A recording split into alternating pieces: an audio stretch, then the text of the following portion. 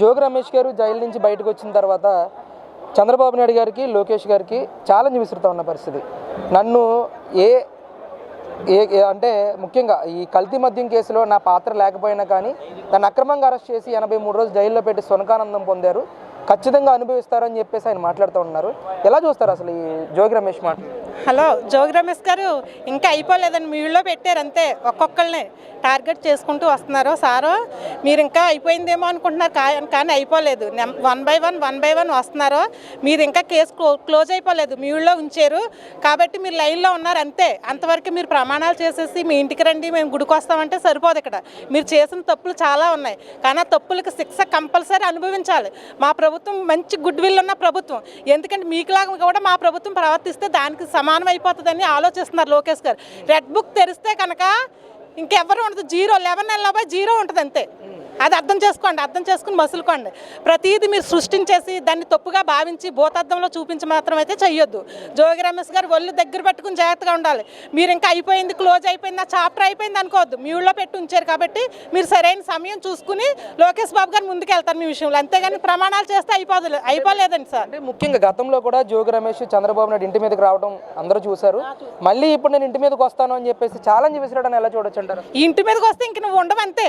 ఇంకేం చెప్పేది ఏమీ లేదు. ఇంటికి ఒకసారి వచ్చి చూసావు కదా నువ్వేంటో, ఇప్పుడు ఒకసారి వస్తే నువ్వేంటో తెలుస్తుంది. ఇంకేం ఉండవు. నువ్వు అది అర్థం చేసుకుని వెళ్ళేటప్పుడు ముందు ఒక్క అడుగు ఆలోచించి 1 నిమిషం వెళ్తే బాగుంటుంది. అంటే ఇంత ధైర్యం ఏంటంటారు? వైసీపీ నాయకులు ప్రతి ఒక్కరు కూడా మీడియా ముందుకు వచ్చి చంద్రబాబు నాయుడు విమర్శించడం కానీ, దాడి చేస్తానని చెప్పేసి బహవాటంగానే ప్రకటించడం కానీ ఎలా చూడొచ్చు? అంటే జగన్మోహన్ రెడ్డి గారు ఉన్నారన్న ధైర్యమా, లేదా రేపు పొద్దున మళ్ళీ మేము అధికారంలోకి వస్తామన్న ధైర్యం? అంత ధైర్యం లేదు, అంత సీన్ అయితే వద్దండి. ఇంకేదైనా అడగండి, కానీ మళ్ళీ అధికారంలోకి వస్తామన్న ప్రస్తావన అయితే లేదు. అది ఆలోచనే ప్రసక్తే లేదు. ఒళ్ళు దగ్గర పెట్టుకుని ఒక్కొక్కరు జాగ్రత్తలుగా లేకపోతే మళ్ళీ ప్రభుత్వం వచ్చాక మరి ఇంకేం ఉండదు వాళ్ళకి. ఇప్పుడు సరే కరెక్ట్గా మసులుకోకపోతే వాళ్ళు ఇంకేం ఉండదు. జగన్ గారిని చూసి రెచ్చిపోయారంటే వాళ్ళ పని 0. అంటే జోగి రమేష్ మాట్లాడుతున్నారు, కల్తీ మద్యం మా హయాంలో జరగలేదు, ఇప్పుడు కల్తీ మద్యం జరుగుతుంది, డోర్ డెలివరీ చేస్తున్నారు మద్యాన్ని అని చెప్పి. సిగ్గు ఉండాలండి, సిగ్గు ఉండాలి. మనం మాట్లాడామంటే దానికి సిగ్గు ఉండాలి. మాట్లాడిన మాటకే దానికి అర్థం ఉండాలి. ఇప్పుడు కల్తీ మద్యం అండి, సిగ్గు లేదా? పొలోమని ప్రభలు వెళ్ళిపోయింది, మద్యం అంతా ఏర్లై పారిపోతే రోగాలు బారిన పడి హాస్పిటల్లో ఉన్నారు జనం, తెలుసండి. సిగ్గు ఉండాలి. ఇంకేమన్నా తప్పులు వెతకటాకే ఇంక మూసుకొని కూర్చోవాలి అంతే. అంతవరకు ఇంతకు మించి ఏమీ లేదు. ఏమన్నా తప్పులు వెతకటాకే ఇంక పక్కన సైడ్ అయిపోయి ఉండాలి. ఇంక నోరు ఎత్తితే మొత్తానికి ఆ నోరు కూడా లేచేలా చేయొచ్చు చంద్రబాబు గారు. రెడ్ బుక్ వరకు తీసుకెళ్తారు. అది అంటే నారా లోకేష్ కూడా రెడ్ బుక్ మీదే కాన్సన్ట్రేషన్ పెట్టారు. రెడ్ బుక్ రాజ్యాంగం నడుపుతున్నారు. గతంలో వ్యవస్థలన్నీ కూడా చాలా బాగా పనిచేసాయి నేను అధికారంలో ఉన్నప్పుడు, పోలీస్ వ్యవస్థ కానీ ఇవన్నీ కూడా. ఈరోజు రాష్ట్రం మొత్తం భయోందోళనకి గురి చేస్తూ ఉన్నారు అని చెప్పి జగన్మోహన్ రెడ్డి మాట్లాడుతూ ఉన్నారు. రెడ్ బుక్ అమల్లో ఉంటే వీళ్ళు ఎక్కడ ఉంటారండి? రెడ్ బుక్కే కానీ నిజంగా అమలు చేసి ఉంటే వీళ్ళు ఎక్కడ ఉందిరా? ఇప్పుడు ఇక్కడ వరకు ఉండరు వీళ్ళు.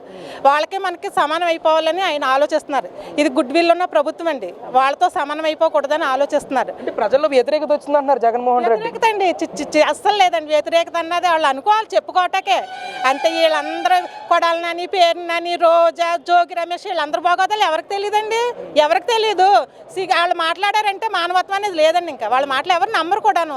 ఇలా కబడ్డీలాడి ఆటల పోటీలు పెట్టి డబ్బంతా నాశనం చేసి ప్రజల మీద రుద్దేసి ఇవన్నీ చేసి మళ్ళీ ఎదటోళ్ళ మీద దిద్దుతున్నారు అంతే. అంతవరకే కానీ అందులో ఒక్క పాయింట్ కరెక్ట్ అయిన పాయింట్ లేదు సార్. అది అంటే చంద్రబాబు నాయుడు అన్ని కూడా అబద్ధాలే చెప్తున్నాడు, మళ్ళీ మోసం చేయడానికి ప్రజల్లోకి వచ్చాడు అని చెప్పి నగరిలో మొన్న ప్రోగ్రామ్ అయిన తర్వాత ఆర్కే రోజా ప్రెస్ మీట్ పెట్టి మాట్లాడుతూ ఉన్నారు. ఎన్ని చెప్పినా ఇంకొక 10 years ఇదే ప్రభుత్వం పక్కా అంతే. ఇంకా మనం చెప్పేదేమీ లేదండి. అంత కాన్ఫిడెంట్ ఏంటండి అసలు? మళ్ళీ మేము చేసి పనులంటే మా దౌర్జన్యం లేదు, రౌడీయజం లేదు, మానభంగాలు లేవు, మర్డర్లు లేవు. అనంతబాబుని చంపేశాడు, ఏం చేశారండి? అది మర్డర్ కదా? డోర్ డెలివరీ చేశాడు, చేయలేదా? అది మర్డర్ కదా? ఇంకా ఎదటోళ్ళ మీద ఎదట తిప్పకూడదండి. అవన్నీ వాళ్ళ ప్రభుత్వంలో చెందింది. మా ప్రభుత్వం అంతా గుడ్డు, అంత గుడ్డే. అందుకు ఇంకో 10 years కూడా మాదే ప్రభుత్వం. 2027లో జగన్మోహన్ రెడ్డి పాదయాత్ర చేస్తాను, 1.5 పాటు ప్రజల్లోనే ఉంటానని అంటున్నాడు ఆయన. 1 కోటి సంతకాలు సేకరణ పెట్టారు. అవి ఏంటంటే 0 సంతకాలు అయినాయి. 1 కోటి సంతకాలు ఎవరు లేరు. మా ఏరియాలో కూడా చూసాం మేము. 1 కోటి సంతకాలు అన్నారు. 1 కోటి మంది కాదు కదా, అక్కడ 10 మంది కూడా లేరు. ఇంకెందుకని చెప్పుకోవాల్సింది అయితే ఏమీ లేదు. ఇంకో 10 years కూడా మాదే ప్రభుత్వం.